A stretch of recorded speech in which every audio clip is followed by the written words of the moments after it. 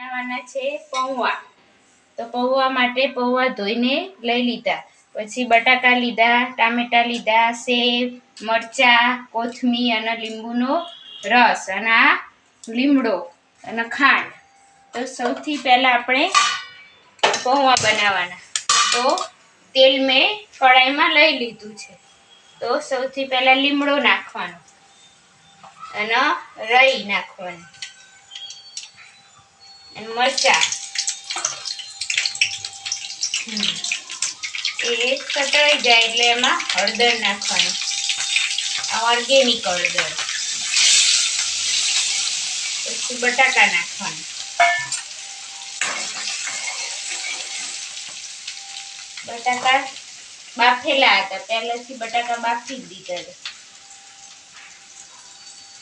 અને પછી હવે પૌવા.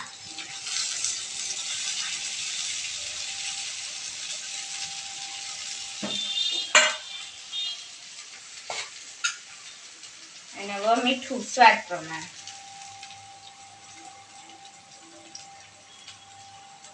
મીઠામાં ગાંગડા હોય એટલે ભૂકો કરી નાખવો પડે. પછી ધાણા જીરું અને ઉપર ટામેટા અને લીંબુનો રસ, પછી ખાંડ,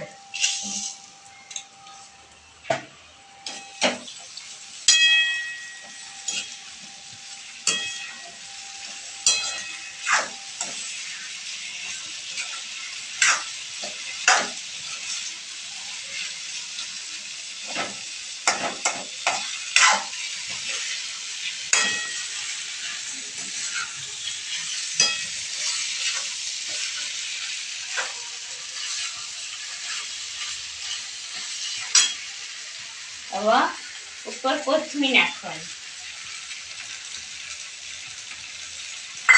અને આ